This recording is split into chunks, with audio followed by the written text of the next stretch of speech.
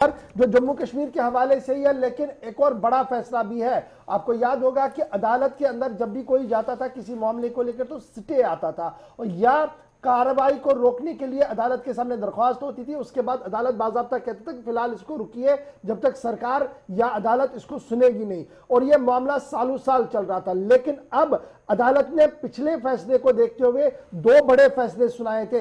उन फैसलों की अमल दरामद जो है वो अब जम्मू कश्मीर के अंदर भी होगी। और जम्मू कश्मीर के हवाले से बड़ी खबर जो इस वक्त सामने आ रही है कि secretary law, parliamentary affairs ministry और जनरल एडमिनिस्ट्रेटिव डिपार्टमेंट ने मुश्तरका इजलास के बाद इस बात का फैसला लिया है कि सुप्रीम कोर्ट ने जो दो बड़े अहम फैसले लिए हैं उन फैसलों की रूह से अब जम्मू कश्मीर के अंदर भी काम होगा। क्योंकि सुप्रीम कोर्ट ने कहा कि जितना भी कोविड या स्टे लगता था वो सिर्फ और सिर्फ 6 माह के लिए वैलिड है। 6 माह के बाद सरकार अपनी कार्रवाई आगे बढ़ा सकती है।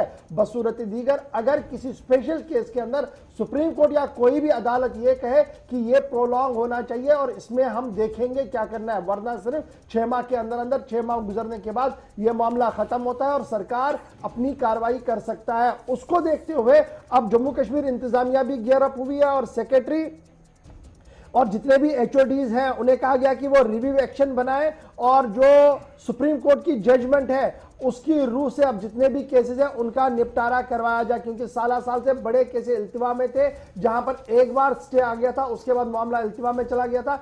अब वो मामले हल हो रहे हैं क्योंकि मरकज के बाद अब रियासती इंतजामिया भी मुतहरिक हो रही है और सुप्रीम कोर्ट के फैसले को मिन्न अमलाने की कोशिश जो है वो की जा रही है। आपको याद होगा कि एक बड़ा फैसला आया था 2018 मार्च 2018 को, जिसके बाद सुप्रीम कोर्ट ने इस बात की वजाहत कर दी कि जितना भी स्टे हो या रोक लगाई जाए कोर्ट की तरफ से वो सिर्फ से सिर्फ 6 माह के लिए है। 6 माह के बाद अदालतें जो इंतजामिया है वो आजाद है उसका पर मजीद कार्रवाई करने के लिए। और मातहत निजाम जो है सुप्रीम कोर्ट के मातहत जितना भी अमला है, जितने भी अदालतें हैं, उन्हें भी कहा गया है कि स्टे लगाने से पहले मामलात को पूरी तरह से देखा जाए कि अवामी हामिल जो मामले हैं यानी जो बड़े इश्यूज होते हैं, पीपल्स इशू होते हैं, उनको उसी तरीके से टैकल किया जाए और बिला जरूरत इस तरीके के कैविट या स्टेज ना दिए जाए। तो अब जम्मू कश्मीर के अंदर जो ज़ेर इल्तिवा मामले थे उन पर फौरी तौर कार्रवाई होगी क्योंकि सुप्रीम कोर्ट के हुक्मनामे को अमलाने का फैसला ले लिया है